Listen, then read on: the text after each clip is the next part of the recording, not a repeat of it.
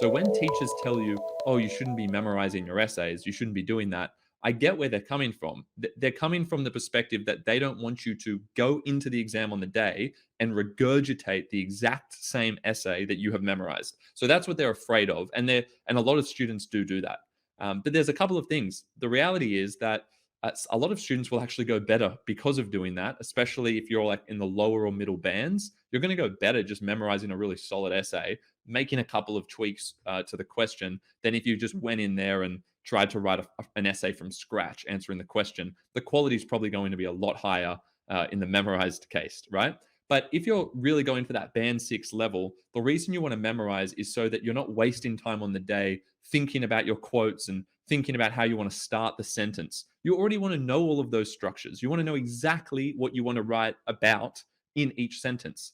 It doesn't mean you have to write exactly the same words that you memorized. It just means that each sentence has a purpose, a preset purpose. But then you can reframe the way you articulate the content of that in accordance with the new key terms of the question. Okay, so you're still saying the same thing in each of your sentences, essentially, but the way you're saying it, the wording you use to convey that same point is going to be dependent on the question on the day. Now, if you've memorized an essay and you know it's 32, 34 minutes, you'll have your sole energy and focus on the day being that process of adapting and tweaking. So that's why it's actually good to memorize, so that you don't have to waste time trying to think about the basic things like, what were my quotes? What were my techniques? How do I start a sentence? So I would strongly advise in this coming week to familiarize yourself with essays, take a look at a few different types of questions for each essay, practice writing those out and making those changes, and then sit down.